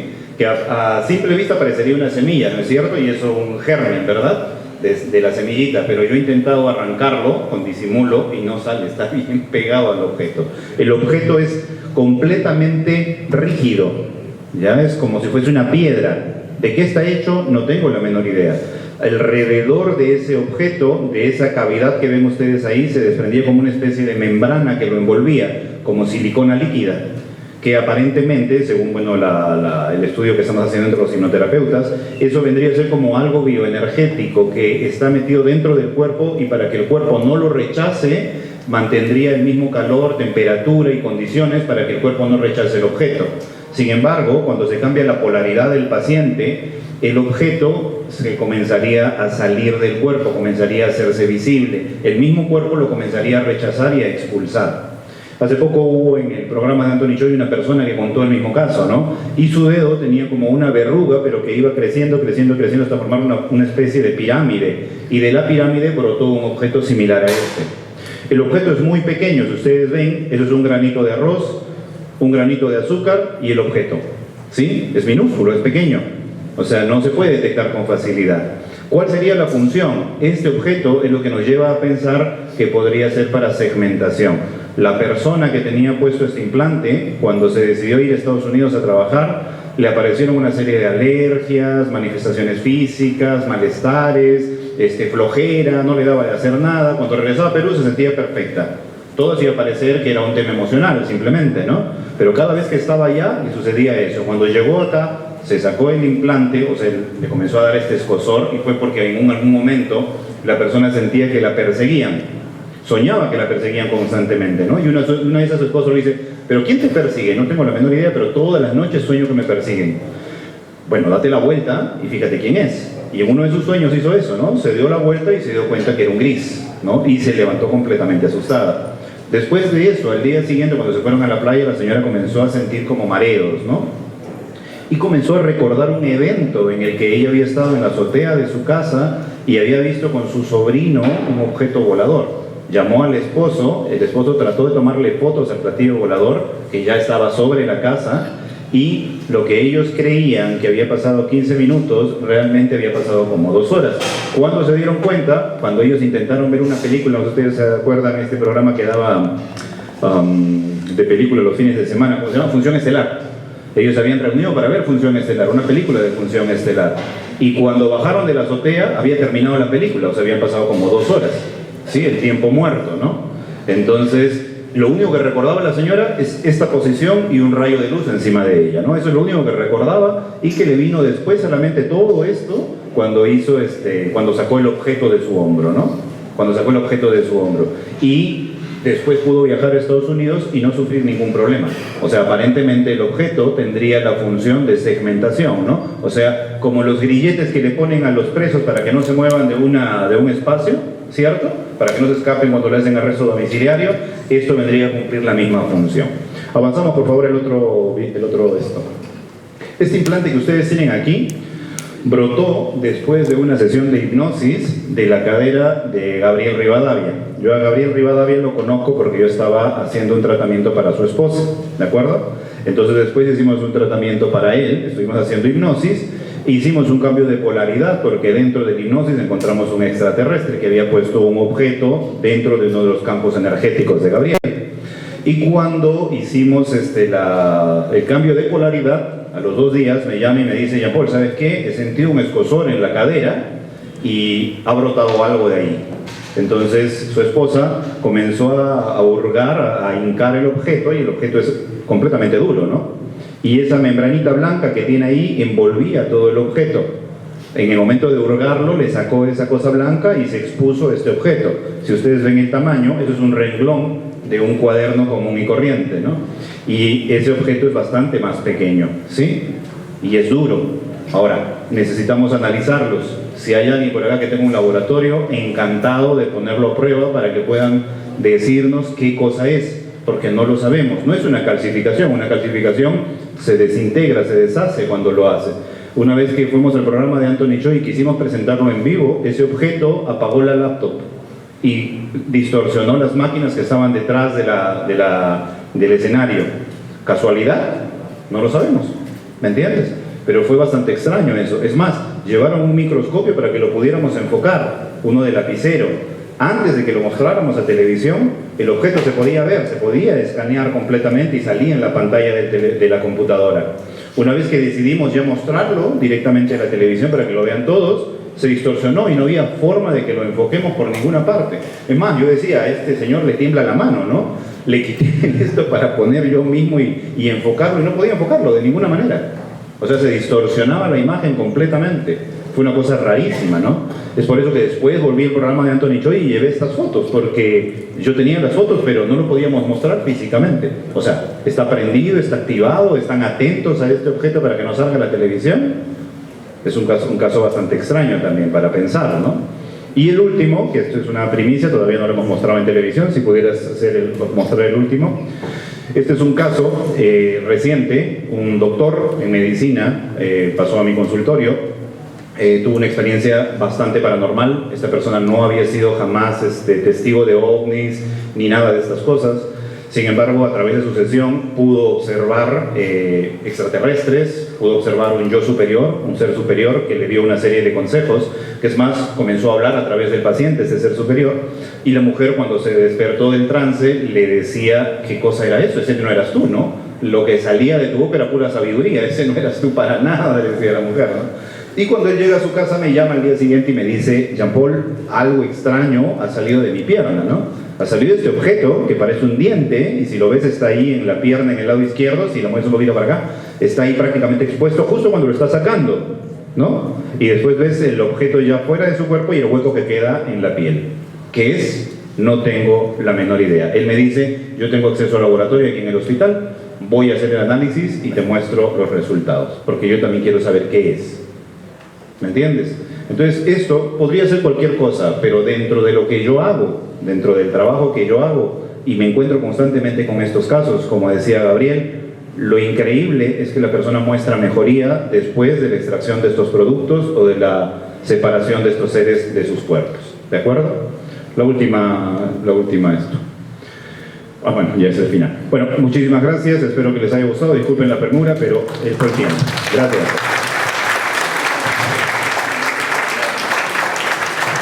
Jean-Paul Prado, ¿no? Destacado hipnoterapeuta que a su vez ha descubierto esta beta de conocimiento con respecto a la posibilidad de que existan inteligencias superiores no humanas que de una manera nos intervienen. Están poniendo unos chips, implantes, simplemente son calcificaciones, ¿no es cierto?, que parte de un cuerpo con un funcionamiento normal. Y bueno, para terminar, amigos, yo creo que vamos a terminar con el expositor adecuado. De una manera cierra el Foro 2019. Fernando Bendezú pertenece a la Asociación Peruana de Ufología APUTACNA, y él, más que ser un investigador del tema del fenómeno OVNI, él es una persona que ha tenido experiencias de contacto. De mi punto de vista, mi modesto punto de vista, la experiencia de contacto de Fernando son sumamente interesantes por su franqueza, por su transparencia, por su forma de tratar de ser objetivo dentro de una experiencia que la verdad cualquier persona no lo permitiría ser objetivo, ¿no? Y vamos a escuchar la experiencia de contacto de Fernando Bendezú, que de una manera transformó su vida, y yo creo que el mensaje que le dieron a él, la visión que tiene él del fenómeno OVNI es totalmente distinta a algo que ustedes hayan escuchado antes. Bueno, muchas cosas están pasando, información que ustedes han recibido esta noche es totalmente nueva, como el tema de Jean-Paul Prado, el tema de Gabriel Rivadavia y estos apontes y así por el estilo. Pero lo de Fernando Bendezú tiene lo suyo, es sumamente impactante, sobre todo por el supuesto mensaje que le dieron estos seres de otro mundo. Así que recibamos con un fuerte aplauso a Fernando Bendezú de Tamaulipas.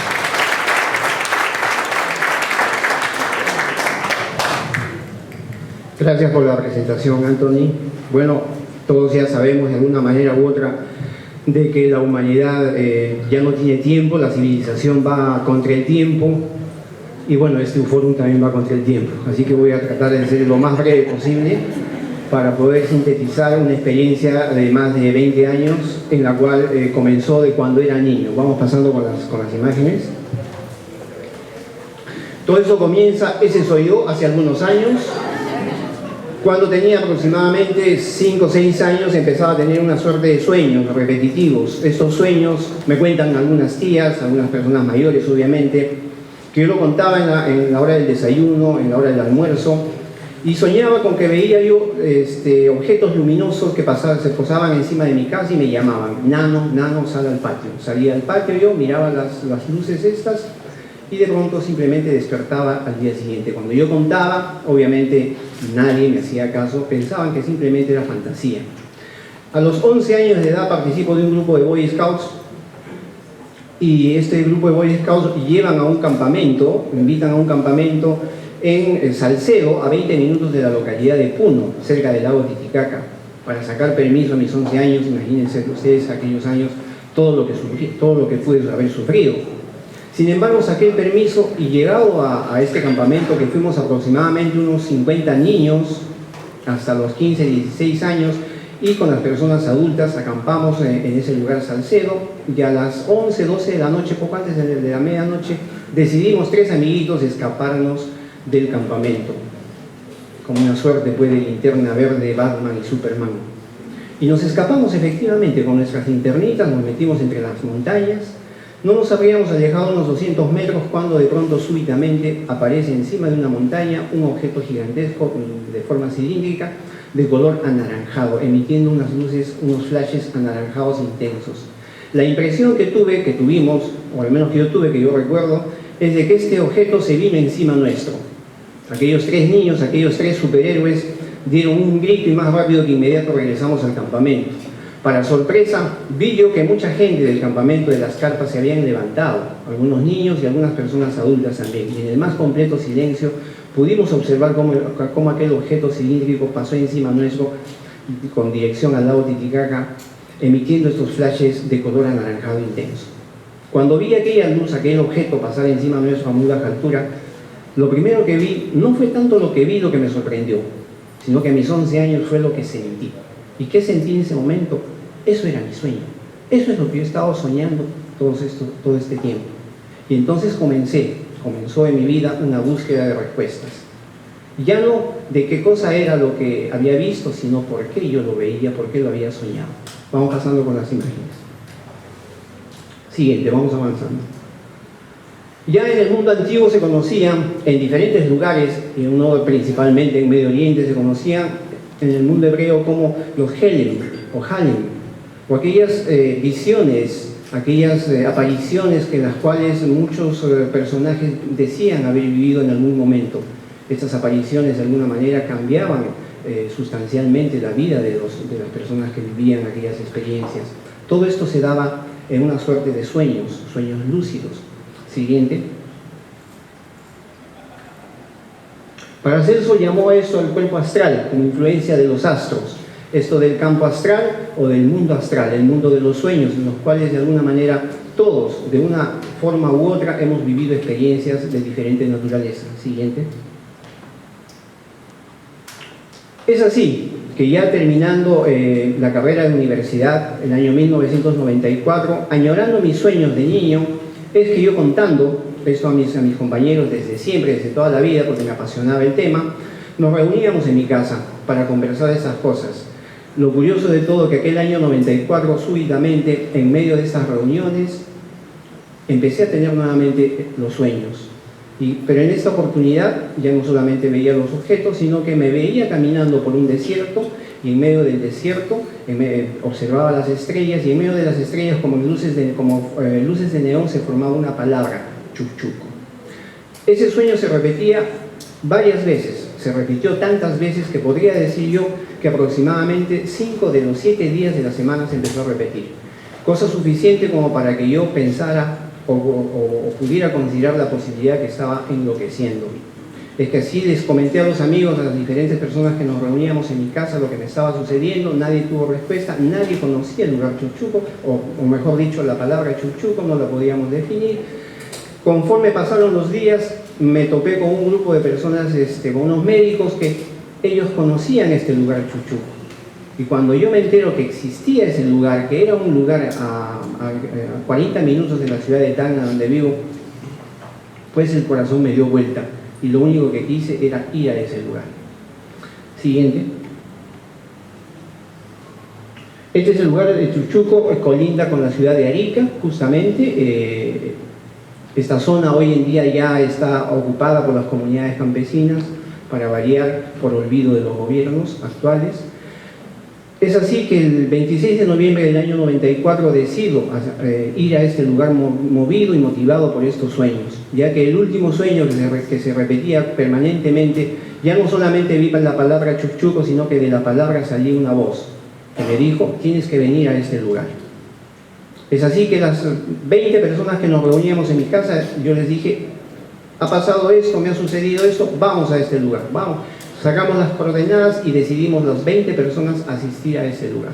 Para sorpresa mía, el día 26 de noviembre del año 94, que curiosamente años después me doy cuenta que he sumado los dígitos da número 33, decidimos ir solamente 4 personas, de las 20 personas que nos reuníamos. Pues subimos a ese desierto de Chuchuco sin saber absolutamente nada de la siguiente. Este es Toñito Cisneros, amigo de la infancia, ya del colegio, y ese es el lugar donde tuvimos aquella experiencia. Siguiente. Cuando subimos llegamos a este lugar, una noche totalmente llena de neblina, no se veía absolutamente nada, muy oscura, muy fría, pues nos dimos con una gran sorpresa, que no sabíamos a qué habíamos ido. Solamente motivados por mi locura, por mi sueño, por aquel sueño repetitivo, es que alguno de los amigos, me parece Toñito Cisneros, hizo mención, dijo: alguna vez yo vi en televisión alguna práctica de relajación. Bueno, peor es nada, hagamos entonces la práctica. ¿Qué hacemos? Soltamos la mochila, nos sentamos en el suelo, ¿y qué hacemos? Cerramos los ojos. ¿Qué hacemos? Empezamos a tomar respiraciones profundas. Ni bien empecé a tomar la primera respiración profunda, veo o sentí en ese momento que todo el lugar donde estaba yo se iluminó de una luminiscencia de color dorado.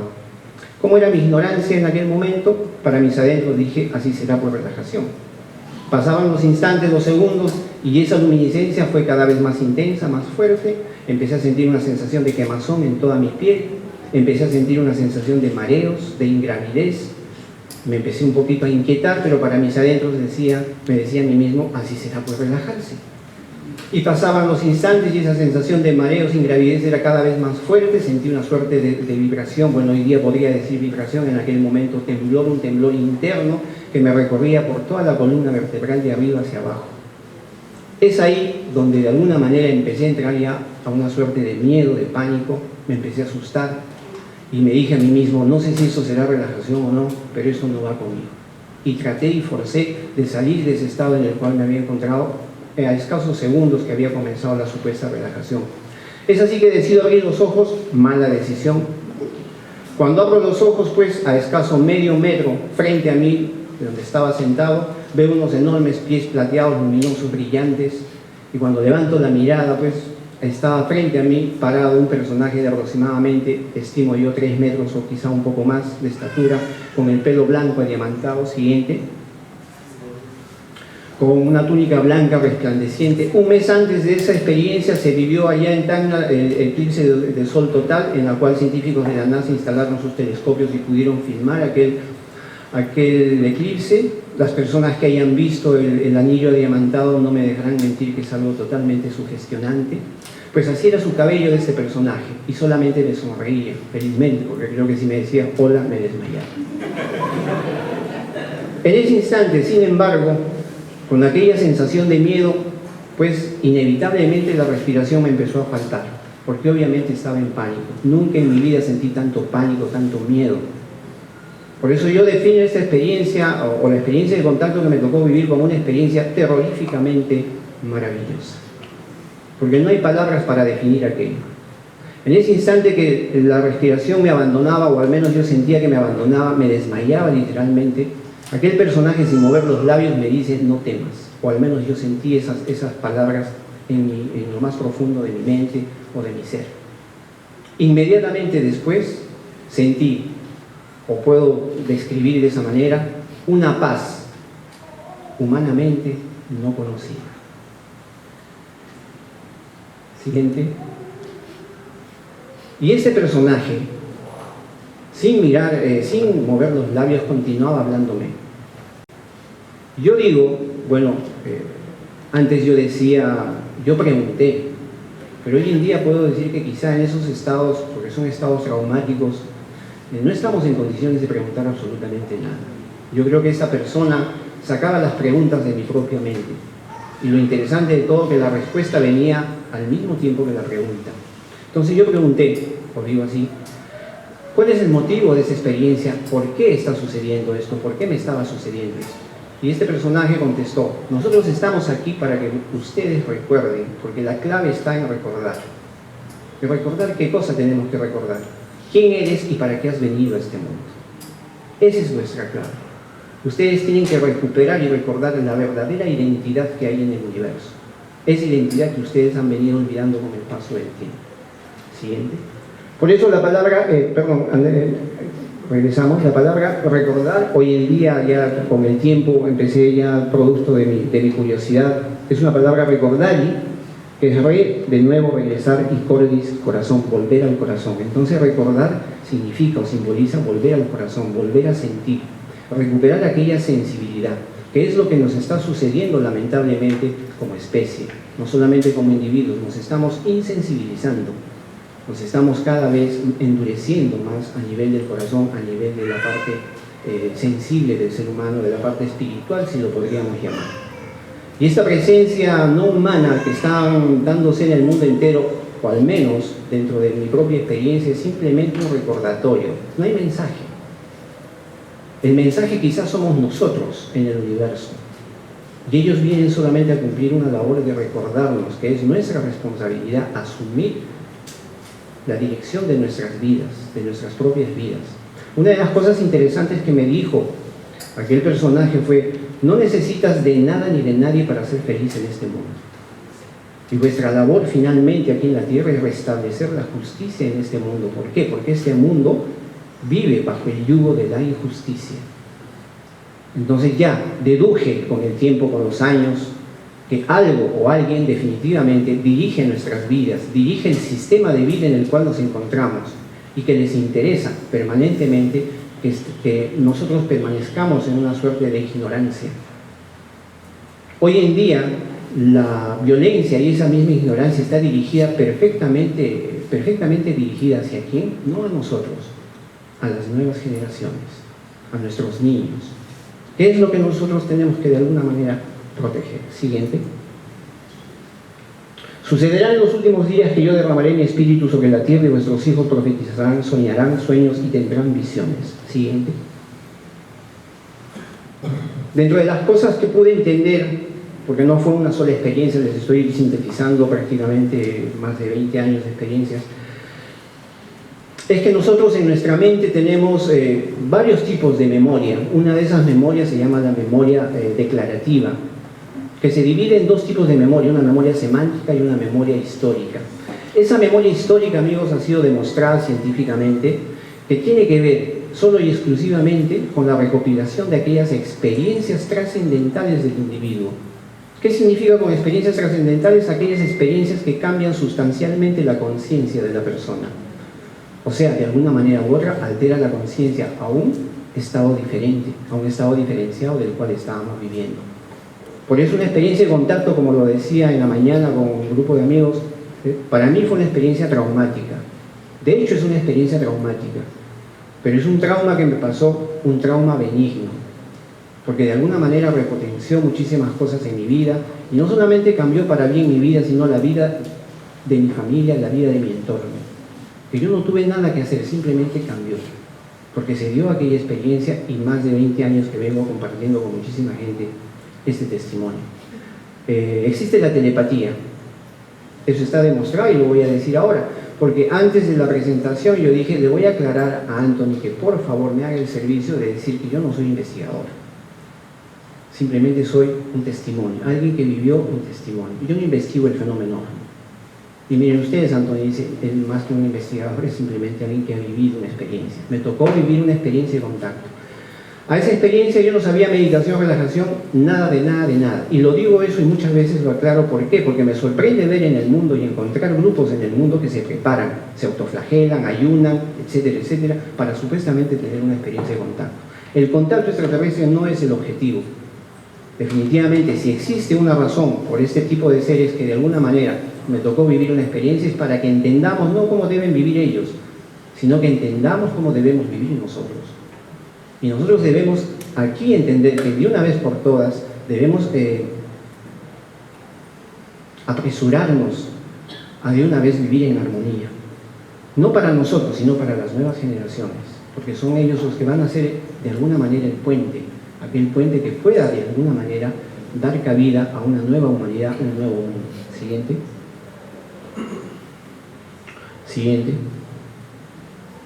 Confiar en los sueños porque en ellos se esconde la puerta de la eternidad. Hoy en día la misma psicología transpersonal y en muchos lugares de investigación he podido escuchar y he podido leer que uno de los objetivos definitivamente de la ciencia que está vislumbrando en un futuro próximo es de que definitivamente para poder dar ese salto a lo que es el entendimiento de la vida es que el ser humano pueda entender, no solamente individual sino colectivamente, la importancia de los sueños. Y porque estos sueños no han sido, como en mi caso y como en muchos casos de muchas personas y muchísimos seres humanos, no han sido simplemente elucubraciones oníricas, producto del inconsciente, producto de lo que vemos en la televisión y producto de muchas cosas. No, son experiencias en ese plano astral. Astral que los científicos no lo quieren reconocer como astral, pero sí que lo han confirmado, lo han verificado que existe ese lugar. Ese lugar es un lugar físico. Siguiente. Juliana Conforto, astrofísica, asesora de la NASA, una de las pioneras y una de las únicas personas que pudo confirmar y pudo decirlo en las Naciones Unidas, que este lugar astral ha sido verificado y confirmado por nuestra ciencia. Pero obviamente no lo llaman astral, porque tiene una connotación mística, y obviamente son científicos, ellos no van a utilizar esas connotaciones.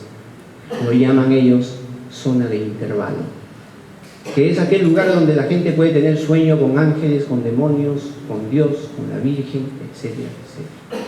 Pero que esos sueños no solamente son sueños, sino que son experiencias en plano astral que cambian y modifican sustancialmente, como lo dije anteriormente, la conciencia de quien lo vive. Y muchos les habrá sucedido que a veces han tenido sus sueños, entre comillas, lúcidos, y cuando despiertan sienten una confusión, que no saben cuál es la realidad, lo que dejaron en el sueño o esta. Porque muchas veces lo que hemos soñado ha sido mucho más fuerte, más claro, más nítido que esta realidad. Siguiente.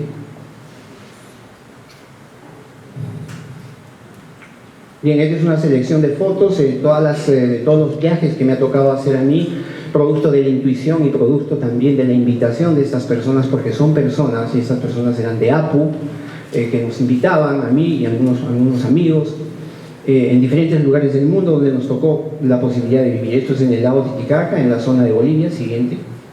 Al amanecer de un 24 de junio del 96. Siguiente. Esto es en Uritorco, en Capilla del Monte, en Argentina. Siguiente. Siguiente. Avanzamos con las fotos, porque como les dije, el tiempo está.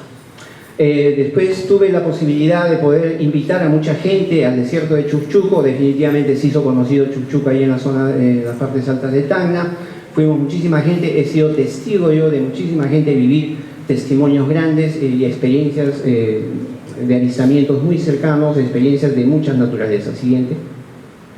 Mi experiencia fue registrada en la revista Año Cero a través de una entrevista. Siguiente. Siguiente. Y pues bueno, ya terminando la síntesis de toda esta historia, finalmente una de las cosas interesantes que a mí me tocó también, o presté atención justamente porque una de las recomendaciones y una de las cosas, uno de los recordatorios que estos seres o estas personas me hicieron en varias oportunidades era justamente las generaciones futuras.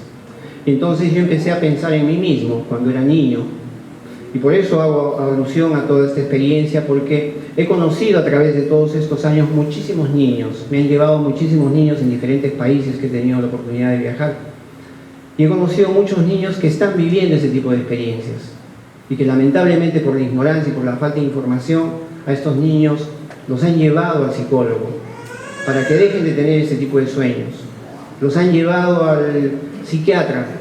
El psiquiatra no pudo hacerlo, los han llevado finalmente al curita para que los exorcice, porque quieren que los niños dejen de tener esos sueños. Finalmente los han llevado a mi casa. Y lo único que esos niños y esas nuevas generaciones necesitan saber y que se les diga es que no están locos. Que esto es una experiencia que está sucediendo y que, como lo han dicho aquí mis amigos que han antecedido a la exposición, es una experiencia que no se puede evitar. Es algo que se ha venido dando desde los albores de la humanidad. Pero que sí, nosotros, como este personaje de Apu me dijo, no necesitas de nada ni de nadie para ser feliz en este mundo.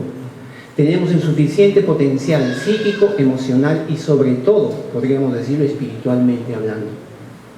Nosotros podemos decidir sobre nuestras vidas, pero necesitamos definitivamente la interiorización, hacer ese contacto con esa parte interna, hacer esa sensibilización que estamos hablando, recuperar esa sensibilización. Queremos que nuestros hijos sean sensibles, sean intuitivos, sean inteligentes, tomen sus propias decisiones, no necesiten de nada ni de nadie, no dependan de nadie, pues vivamos en armonía, porque está demostrado científicamente que la armonía y el equilibrio es el único que activa la inteligencia del neocórtex, la corteza cerebral del ser humano. No activa la inteligencia, el conocimiento de información, no, alguna vez nos dijeron también. El problema con el ser humano es que existe demasiada información y conocimiento en nuestras cabezas, tanta información y tanto conocimiento que ya no hay lugar para el entendimiento. Y porque una cosa es conocimiento y otra cosa es sabiduría. Conocimiento es simplemente almacenamiento de información, sabiduría es el entendimiento, no del universo, de nuestras propias vidas. Si no entendemos nuestras propias vidas, pues no vamos a estar capacitados de poder entender la vida de otra gente. Siguiente. Y estos han sido sueños que me han hecho niños, me han alcanzado sus padres en las supuestas terapias que les he realizado, me han alcanzado y son estos sueños efectivamente que ellos están viviendo. El testimonio vivo, tal cual me sucedió a mí, con la diferencia que cuando yo tenía 8 años nadie me hacía caso, pero tampoco se fueron en contra mía ni me trataron como loco, tuve el apoyo total y el respeto de mi familia. Sin embargo, estos niños de hoy en día muchas veces están siendo atacados de diferente manera, haciéndoles pensar que están locos, haciéndoles pensar que están fallados. Finalmente, han habido 2 momentos muy especiales. Una de ellas la ha relatado Rafito Mercado, que me di la posibilidad yo de hacer una invitación en la Universidad Privada de Tacna, porque me invitaban a dar conferencias sobre estos temas. Y me di la posibilidad en una conferencia de hacer la invitación al público para tener un avistamiento en el desierto de Chuchuco. Vinieron periodistas inclusive de la Universidad de San Agustín y pudieron filmar, así como lo relató Rafito Mercado, aquella oportunidad. Entonces, esto no para decir que somos lo máximo, sino para demostrar que el contacto es real y que definitivamente estas personas que están viniendo, vienen también de alguna manera con un interés que es que nosotros recordemos quiénes somos. Asumamos el patrón y la responsabilidad de nuestras vidas. Por eso siempre lo digo, los extraterrestres no buscan salvar al mundo, solo están interesados en evitar que el mundo sea salvado. ¿Y por qué? Porque si ellos salvan el mundo, quiere decir que nosotros como especie hemos fracasado. Y eso no quieren, por eso ellos no intervienen en nuestra realidad. Pero nosotros tenemos que de alguna manera informarnos, nosotros tenemos que buscar, quien busca encuentra. Nosotros tenemos que interiorizar, reflexionar. Nuestras nuevas generaciones tienen que discernir. El ser humano necesita discernir. ¿Por qué tenemos la clase de gobernantes que tenemos? Tenemos esta clase de gobernantes, se puede explicar simplemente porque lamentablemente nosotros, el pueblo, somos una sociedad cognitivamente desnutrida. Por eso tenemos ese tipo de gobernantes. El día que nosotros, el pueblo, la sociedad, podamos entender que nosotros no necesitamos de nada ni de nadie, entonces ese mundo va a cambiar. La siguiente, el video, pásame. Y la siguiente parte fue el año pasado, en el 7 de diciembre, estando en el Cusco dando una charla justamente sobre los niños, es de que recibí yo la invitación de estos seres para tener un avistamiento el 20 de abril de este año, lo cual yo invité a algunos amigos y fuimos al desierto de Chuchuco y pudimos registrar este acercamiento de 3 objetos a muy baja altura en el desierto de Chuchuco.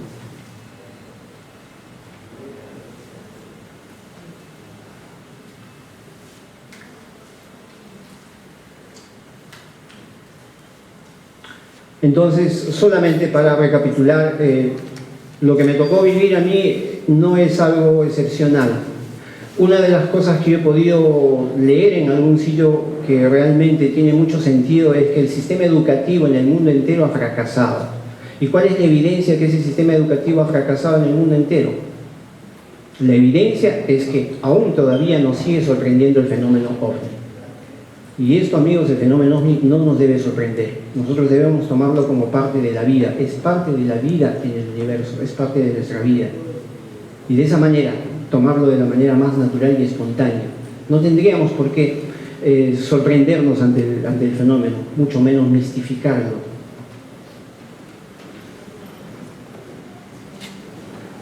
Sí. Bien, entonces este es el avistamiento final de este 20, es un poco más largo. Hay una parte donde igualmente como la otra afirmación se cruzan los dos objetos. Y finalmente, ese es si es que hay algún mensaje, simplemente el recordatorio. Depende de nosotros, depende de nuestras decisiones. El paso más difícil definitivamente es el primer paso, que es la decisión. Entonces decidámonos pues a vivir una buena vida, a vivir en equilibrio, en paz, no por nosotros, sino para nuestras nuevas generaciones. Muchas gracias. Bien, queridos amigos, vamos a prender las luces, por favor. Y bien, de esta manera estamos finalizando el UFOrum 2019. Yo voy a pedir a todos los expositores que pasen aquí adelante para poder hacer una foto grupal. A los expositores, por favor, que pasen aquí adelante. Y bueno, quiero agradecer, tengo algunos agradecimientos. Quiero agradecer a Alexis Ortinola, ¿no es cierto? Gracias a Alexis, estuvo en la computadora del grupo ROA. A mi sobrino José Luis Montes, ¿no? Talentoso director de cine. Gracias, José Luis, por acompañarnos en la cámara. También a Renato Ramírez y a Giancarlo Ravena de Contrato TV. Gracias, Giancarlo, por apoyarnos. Y finalmente, bueno, estamos aquí, ya vamos a animar esto un poquito, ¿no es cierto? Ahí, por favor. Y a ver si están las cámaras listas. Vamos a hacer la foto final. Solamente me queda decirles muchas gracias, nos vemos en el UFOrum 2020 y expandan sus conciencias, abran sus corazones y no se olviden, ahora sí, más que nunca, vigilen los cielos. Muchas gracias.